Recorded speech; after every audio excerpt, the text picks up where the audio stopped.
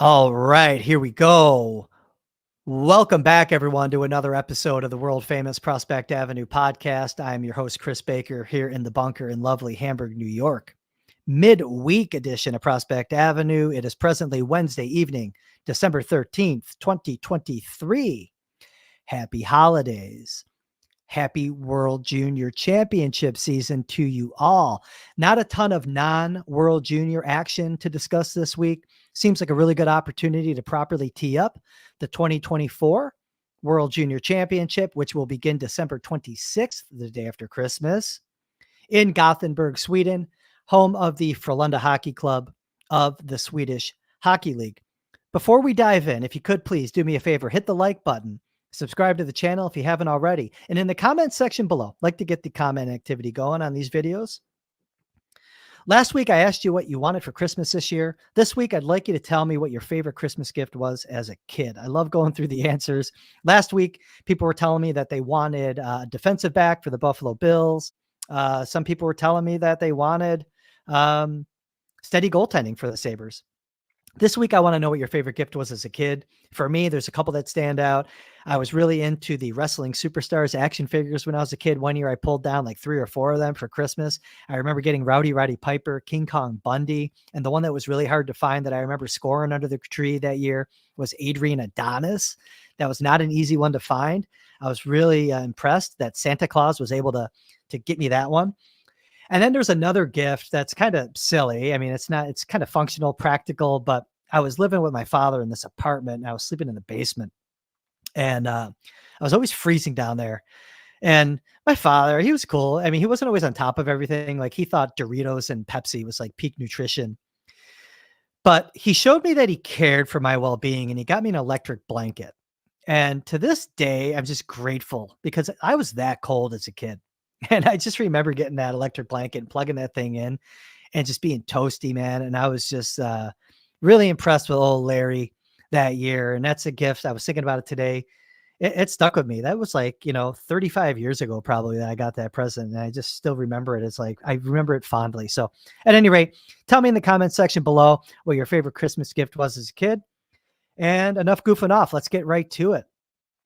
Sabres going to have a lot of prospects in action at the 2024 World Juniors. And I think a proper place to start is with Team Canada. So earlier this evening, Canada announced their 22-man roster for the World Juniors. Keep in mind, it's a 23-man roster that they can bring. So this might indicate that they're leaving the door open to get one of the under 20s that is currently in the NHL, like a Connor Bedard. Yeah, right. Or an Adam Fantilli, not happening. Maybe a Matthew Poitras, I don't know. Or maybe they're waiting for the Sabres to loan them Zach Benson. I'm not expecting it to happen, but you never know. Stranger things have occurred in sports. And maybe they think it would be a good tool for his development. Not sure. I'm not expecting it. But needless to say, look, Canada, they have some time to add that final piece to their roster. They can always go back and recall someone that they released earlier this evening. But 2 Sabres prospects did make the cut for Team Canada, one of which was a lock. I don't think it's any surprise to see Matthew Savoie named to their 22-man roster. Savoie, like I said, no-brainer selection, so much so that he did not even see the ice in 2 camp games that Canada had against the U Sports All-Stars that they used as an evaluation tool. They kept Savoie off the ice. That was an indication that he had already locked up his spot on the squad. Savoie's been shredding it up there with the Wenatchee Wild of the Western Hockey League, 2.18 points per game, second overall in the Canadian Hockey League amongst scorers. So he's been doing his thing. It was clear that they were going to use him on the roster. Not surprised there. He's going to be an all situations player. Savoie was amongst a handful of guys that didn't get into any of those games against the U Sports All-Stars. Tristan Luneau, defenseman, a couple other rear guards, Maverick Lamoureux, Denton Matejchuk. They did not see the ice. They were locks to make the team. And then amongst the forwards that didn't play, joining Savoie was Connor Geekie, his Wenatchee Wild line mate, as well as Fraser Minton, who we saw earlier this year play a handful of games in the NHL with the Toronto Maple Leafs before going back to the Western League. So those guys, they didn't need to see him. Canada knew what they had with those players, so no shock there. It's going to be interesting to see how they deploy Savoie. I could see him lining up with Connor Geekie, and maybe they put Minton out there at left wing, let Geekie play center. That would put Savoie out on the right wing. That'd be a pretty dynamic line there for Canada. Canada's lineup this year, pretty balanced. Probably not as star-studded as years past with some big names, but I like the balance that they have. Player like Owen Beck, who we've seen in the Ontario League. He's a Montreal Canadiens prospect. We saw him at the Prospects Challenge earlier this season. Hard driving, really strong 200-foot game. I like Owen Beck. Nate Danielson, another guy who's really good on both sides of the puck. Same thing with Braden Yeager. They do have some goal-scoring aptitude with Matthew Wood from UConn, who's now a sophomore, a current teammate of Sabres prospect Jake Richard. The one that I really like, that I'm excited for hockey fans in general to get a good look at, is Max Celebrini. He's a freshman at Boston University, consensus #1 pick for the upcoming 2024 draft. Really big, strong kid, polished, very mature game. Just has a professional look to him already. When we check in on Gavin McCarthy at BU this year, Celebrini's out there every game, almost every shift, making things happen. He's been piling up points. Hobie Baker candidate for sure. You can just tell that he's already preparing like a pro as a 17-year-old. Just does everything really well. But on that point about preparing like a pro, I think it comes from his father being into sports medicine. He works for the Golden State Warriors of the NBA on their training staff. You can tell he's been paying attention to what he puts in his body and just building up his body. He's probably a gym rat, I'm sure, if we dig in really deep on that side of him. But Canada's going to be fun to watch. Not going to be, like I said, maybe as strong of a lineup as we've seen in years past, but definitely still going to be a tough out. And what might make or break Canada's success this year, because they're in that group with Sweden and Finland, and it's going to be very competitive. The Finns always come to play hard. Sweden's going to be loaded this year, and they're going to be, revved up and ready to go. It should be a pretty intense environment for them to play in on home ice. But I think what's going to make or break it with Canada getting out of that group and their positioning might be goaltending. And that leads us to Scott Ratzlaff, 2023 draft pick of the Buffalo Sabres, playing out west with the Seattle Thunderbirds of the Western Hockey League. Ratzlaff was one of 4 goaltenders in Canada's camp. He was the youngest of the 4, and he was one of the 3 that was named to the roster that was released earlier this evening. Ratzlaff came into camp. I think Hockey Canada had a decent idea of how he can hold up internationally. He's got some experience on his resume. He won a gold medal at the Hlinka Gretzky Cup in his draft year. This season, he gradually, he got over a tough start. He allowed 6 goals in his first start and then slowly started building his game up. I really liked Ratzlaff in that, 10 days, 2 weeks or so leading up to Canada's camp. Looked very poised, sharp in his movement, wasn't overplaying pucks. Pucks were hitting him and falling right in front of him. So he was really controlling his rebounds well. I think that he definitely ramped up at the right time. And I had mentioned that on a previous episode of Prospect Avenue. Ratzlaff did get into the games against the U Sports All-Stars at Canada's evaluation camp here, their selection camp that just took place this week. On Tuesday, he stopped 13 of 14, suiting up for Canada's under-20 squad in a 4-2 victory over the U Sports All-Stars. And then he came out earlier today and actually played net for the U Sports team against his under-20 teammates, stopped 15 of 16 in a 6-1 victory. So the U Sports team, by the way, it's CHL alumni that are now playing at Canadian University. Every year, Canada brings a team of their all-stars in to scrimmage and evaluate and before trimming their roster down. So Ratzlaff ends those 2 games, 2 half games with a .933 save percentage, definitely played his way into a role. And for me, I've shared this with you in the past on previous episodes of Prospect Avenue. You could see a pathway for him to get onto the club. Canada's situation in net was wide open. And you could see that Ratzlaff would definitely have an opportunity to play his way in for sure, which he did. For me, I don't necessarily think they're going to lean on him right away. I think it's more Rousseau's job. He's a little bit older, more experienced. Doesn't have the international pedigree maybe with Hockey Canada's program that Ratzlaff has, but I can see just by listening to Canada's coaching staff, Letang's been talking about Rousseau a lot. And I think they might be leaning there. But look, if coming into the camp, if it was a wide open situation in net, that could be the same when the tournament begins on the 26th. But I think that they might start with Rousseau. We'll see where it goes. I wouldn't be surprised if Ratzlaff can get a few games. But for me, him getting onto the team this year was to get him into the program, get him the experience of being in that environment to set him up to be the man next year as a 19-year-old at the 2025 tournament. So that plan is coming to fruition already. But like I said, whoever gets going is going to get the net. We'll see if Ratzlaff can get some games and get some looks here. Not sure how that's going to shake out. That's going to be a storyline that Sabres fans are certainly going to be paying attention to when the tournament begins here in 13 days. So just under 2 weeks time, man.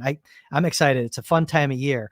But in between now and then, there is going to be a ton of pre-tournament games. So Canada, now that they've announced their roster, they're going to head over to Sweden, and they have a full slate of 3 pre-tournament games beginning on the 19th against Denmark. They're going to come back a few days later on the 22nd and face Switzerland. And then it gets really fun on Christmas Eve, when Canada is going to face the Americans for their final pre-tournament game. That's going to be a fun one. Can't wait to sit down with a beverage and take that one in. Just as a fan of the sport, I'm obviously a USA Hockey guy. I think USA Hockey has a very good chance to go very far and medal in this tournament. Like we could say that every year about hockey, USA Hockey, but I think this year could be their year. We'll see. Sweden's going to be a tough out, but this Canada team, again, if they get the goaltending, they could be a tough out as always as well. So Savoie and Ratzlaff are going to be representing the Sabres as it relates to Team Canada. Savoie certainly set up to dominate at this event. And another guy who should have no trouble dominating at the under 20 level, and kind of a surprise to see him loaned by the Buffalo Sabres for this event, is Jiri Kulich. So on Tuesday, Czechia announced their World Junior squad, and Jiri Kulich was included. Not sure Kulik has a ton to prove anymore at the under 20 level. If you go back to last season, Kulik had 7 goals and 2 assists for 9 points in 7 games at the World Juniors. Czechia's best player. I look at this where the Sabres are just making a decision. Now, keep in mind, they could have given Kulik the option and asked him if he wanted to go, and he may have said, yes, I want to go and represent my country. I want to lead the way and take on that responsibility and maybe, take a run at being a national hero. But I think for the Sabres solely, they're looking at this, not so much maybe from the hockey development side, but more for the human being development side. We always say when they're developing prospects, especially when it comes to sending guys to the World Junior Championship, that you're not only developing hockey players, you're developing human beings. And something big happens when these guys can go and play a leading role, represent their country, lead the way, put on that country's uniform. And I think that's what they're trying to do here with Jiri Kulich. So Kulich tonight played in a shootout loss. The Amerks were in Springfield and fell short in the shootout. On the assumption that Kulich hangs out and finishes out the weekend here with the Amerks, I'm not sure how that's going to shake out. I wasn't able to catch up on any of Seth Appert's comments coming into this game. But on the assumption that Kulich plays Friday and Saturday for the Amerks and then bolts over to Europe after to join his Czech under 20 teammates, that would see him miss about 8 games for the Amerks. That's a big chunk of the schedule. So again, I don't think they're really doing this they're not doing it for the Amerks, clearly wins and losses. They're not, I don't think, doing it for the hockey development side. They're doing it more for that human being development side. And this is an opportunity for Kulich to just kind of reset things. You got to remember, when he went to the World Juniors last year, he came back to Rochester and he was a ball of fire. When you look at him from February 1 and on, that's when he started ripping off a ton of goals. Maybe they're looking to do that again. Now, keep in mind, Kulik's already scoring a ton of goals in Rochester this year. He's amongst the AHL's leaders in that category.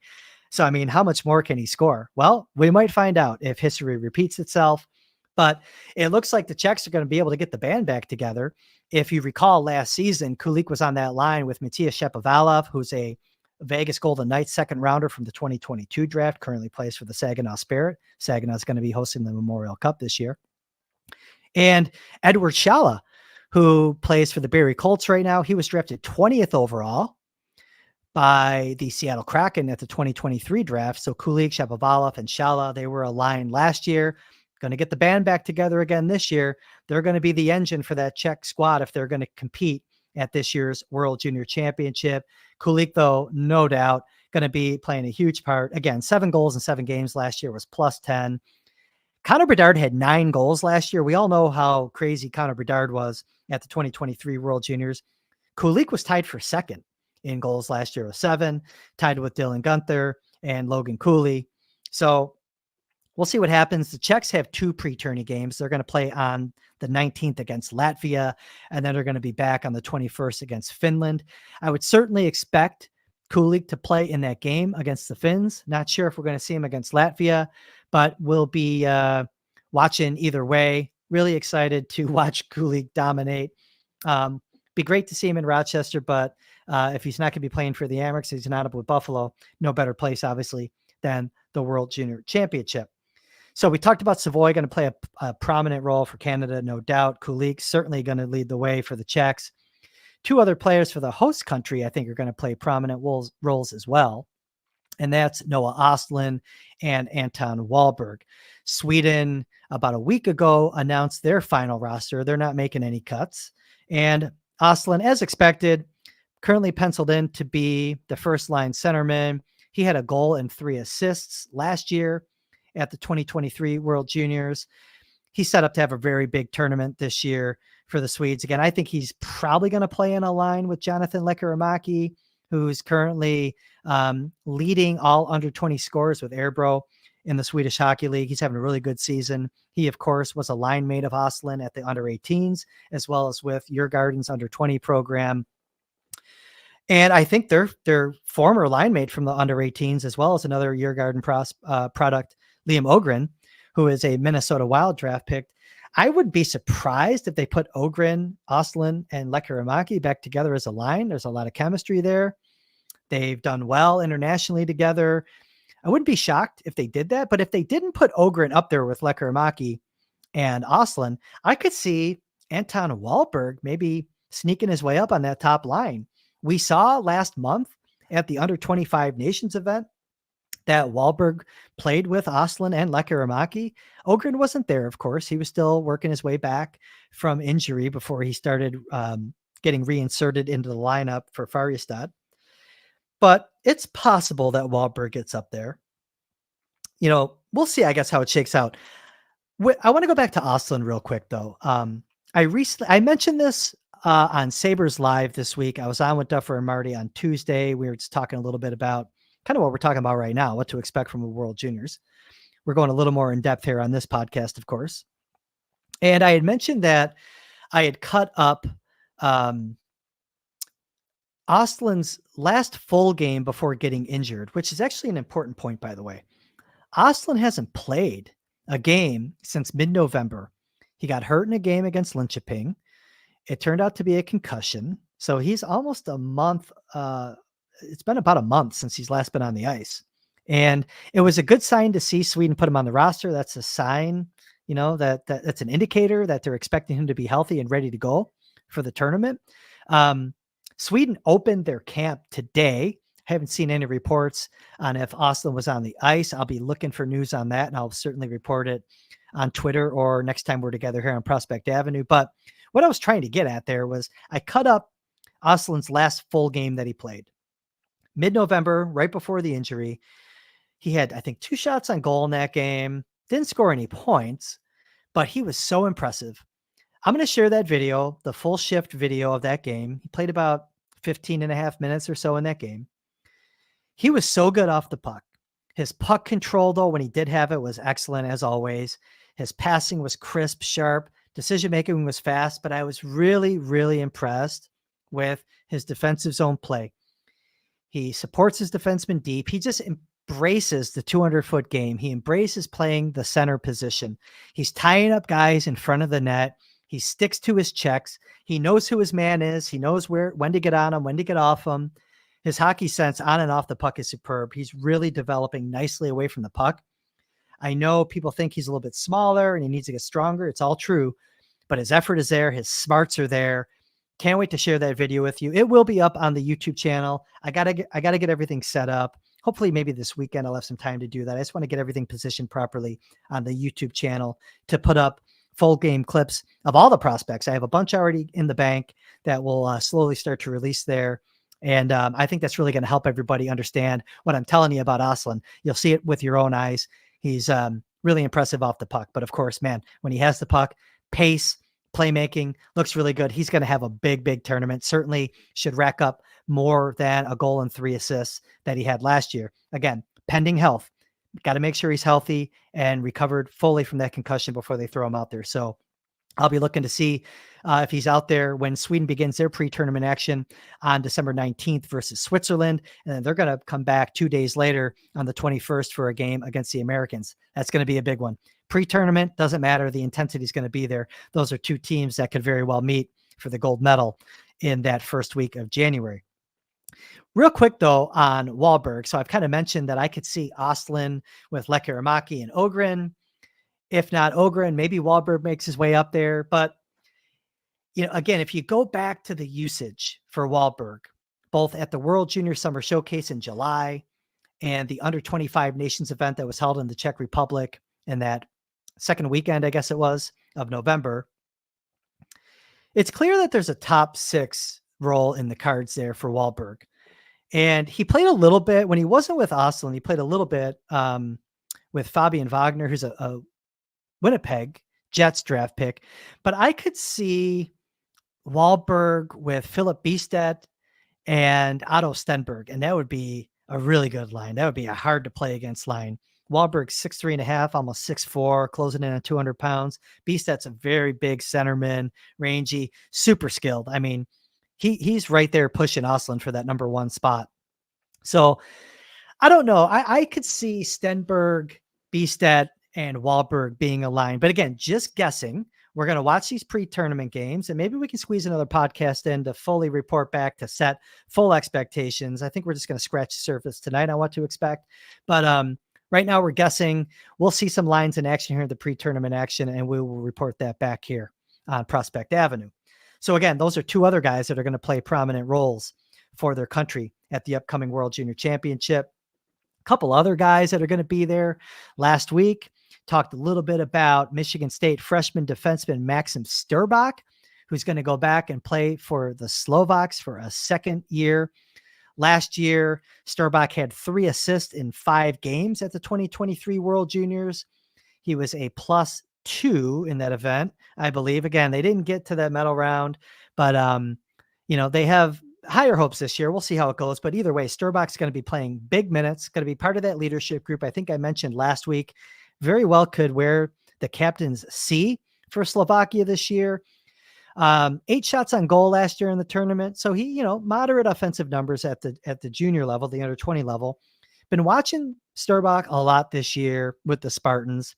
Started off in a top 4 role, kind of middle pair. He's been kind of bouncing back down between that second and third pair, but they kind of roll him equally there in Michigan State.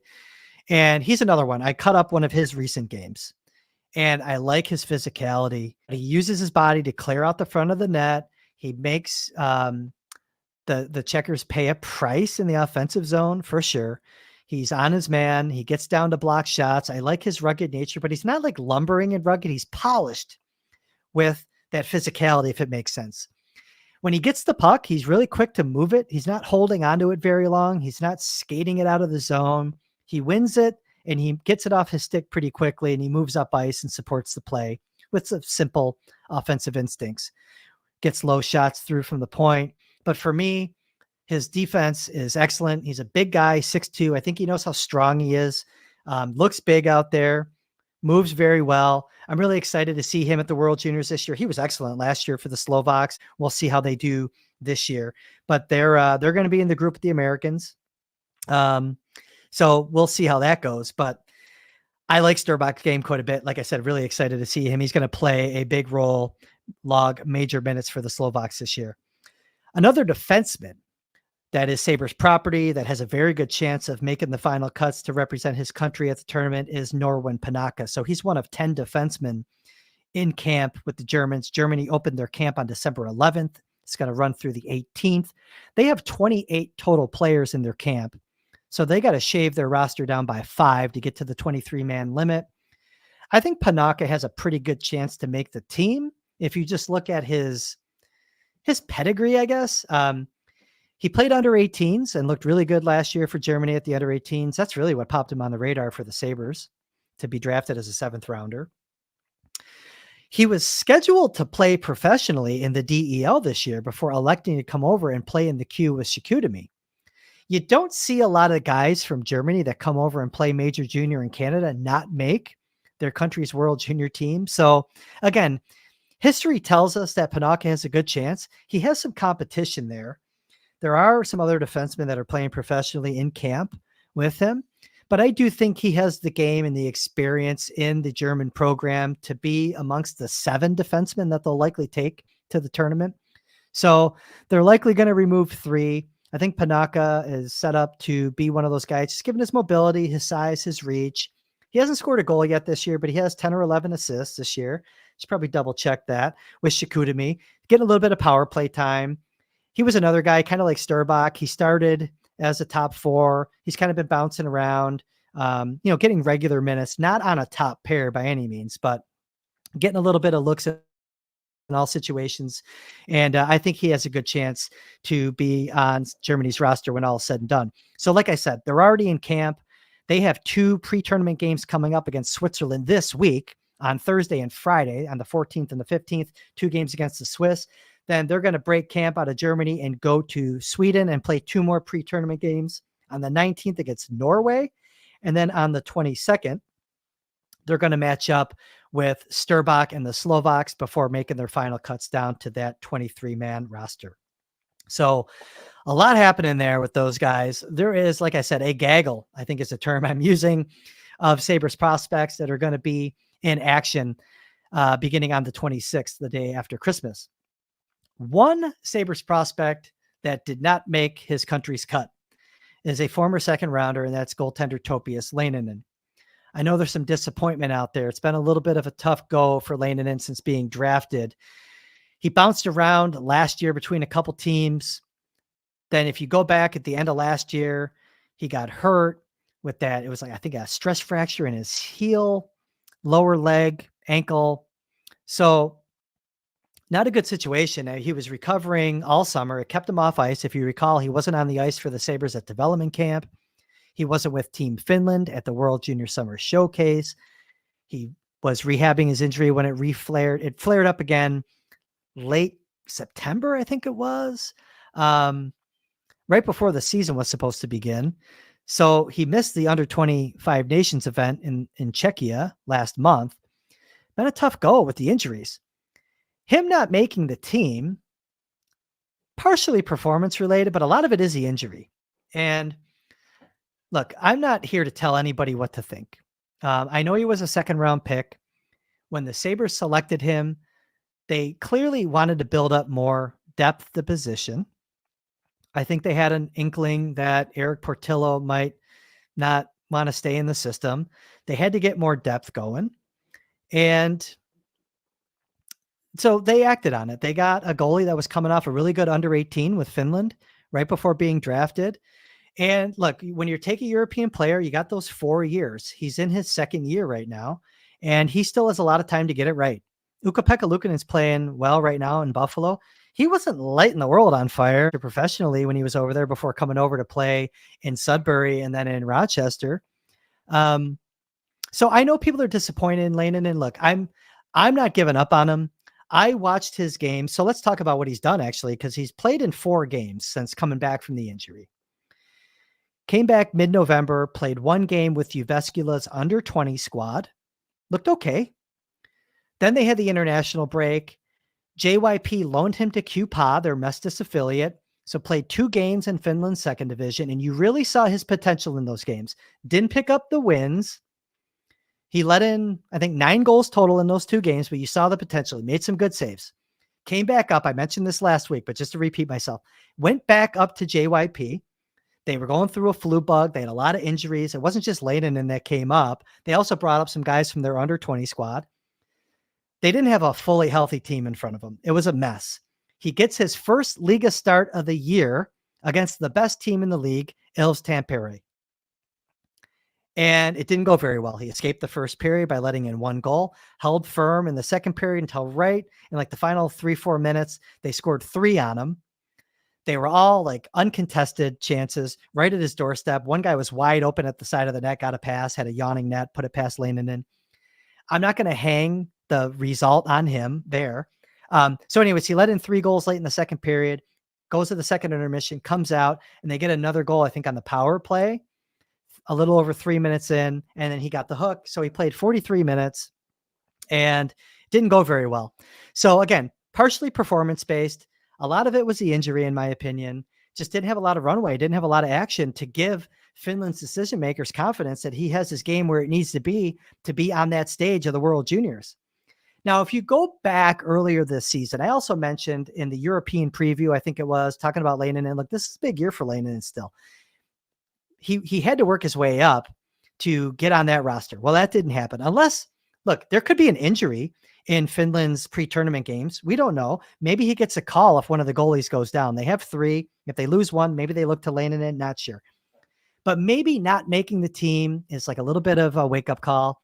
Some cold water splashed on his face to get it going. I mentioned in that European preview, this is the time as a 19-year-old. He's a big kid, almost 6'6", carries a lot of weight.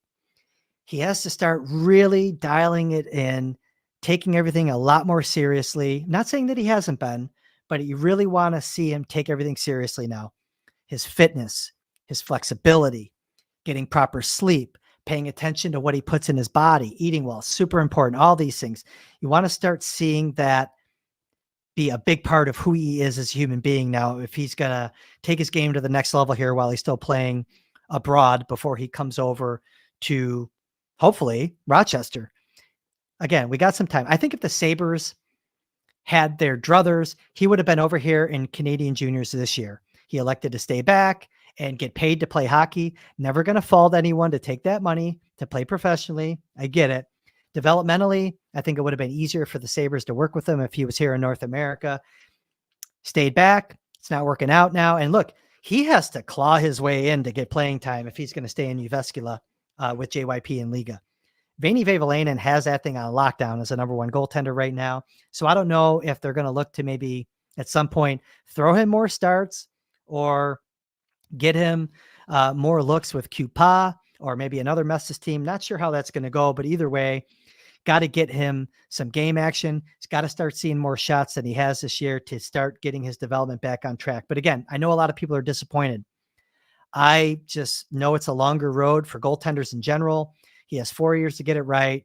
We've seen other goalies not get a ton of traction right away when they play European professional as an under 20. So we'll see where it goes with Lanan, but definitely a disappointment for the Sabres organization, for the player. And maybe this is what he needs to just kind of get it going. He was quoted by saying, look, I'm back. I'm fully healed. There was an article that came out a couple weeks ago with a Finnish outlet. And he says, I'm not concerned with all the noise that goes on about me. I'm focused on developing. And if he's saying, it sounds like he knows that he needs to be better, basically.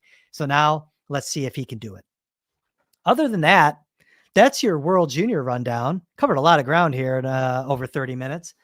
Kind of getting close to the time that I usually want to, be at. I do have to give you an update on one more player because it would not be an episode of Prospect Avenue without an update on Prokhor Potapov. So the last time we were together, Potapov was, he came out and his ice time was all over the place. He was ramping up, playing 13, 14 minutes a night, 15 minutes. And the last game before the last episode, I reported here on Prospect Avenue that he played for 5 minutes and 35 seconds. We're like, what's going on?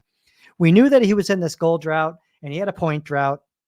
Well, what happened right after the last podcast was he went out and he set a new season high in ice time with 16 minutes and 4 seconds. He picked up an assist and a 3-0 win for Czechia.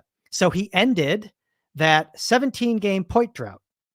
Good news, right? Potapov's back, maybe. Well, he definitely came back in the next game after that because then he set another season high, 17 minutes and 39 seconds, and a 4-1 win over Vitesse. And more importantly, he had a goal and an assist in that game. That was his first multi-point game of the KHL season. So I think Potapov's back. I think he's back. So he ended that 17 game point drought. He ended that 21 game goal drought. He's getting, 6-7 shifts per period, and they're all even strength, by the way. He's not out there killing penalties, and he's not getting power play time. He's doing it all at even strength. So this was a player, again, you go back. He had a nice start to the season with 4 goals and 3 assists early. Then he went through that big dry spell that just seems to be ending. We'll see where it goes from here. But happy to report that the drought is over. Potapov's back. And now what's next for Potapov this week? He's going to be playing for Russia's under-25 team at the Channel 1 Cup. He'll be in the lineup, hopefully. We'll see. They have a lot of players on their roster, but there's another Russian team there of Supreme League stars, as well as Kazakhstan and Belarus. So Potapov will get a little sniff of some international action here this week while on break. Hopefully he'll take that experience back to CSKA and keep earning the minutes that he did in those 2 games coming off of the last episode of Prospect Avenue. Didn't make sense that he would just play for 5 minutes and 35 seconds. I mean, he's been playing well. He's been an absolute bulldog, strong on pucks, bull in a china shop, gets to the net. I love his pace of play. The KHL is one of these leagues that they record the average speed that a player plays at. And Potapov is regularly amongst his team's leaders at the pace of play, his speed, average speed he's out there on the ice at. So like where his development's going, and we'll see where he takes it here. But yeah, he's back, baby. He's back. All right. I've gone way too long. That is it for this week's episode of Prospect Avenue. Again, please like the video, subscribe to the channel, leave a comment below telling me what your favorite Christmas gift was as a child. And I'm looking forward to seeing you next time.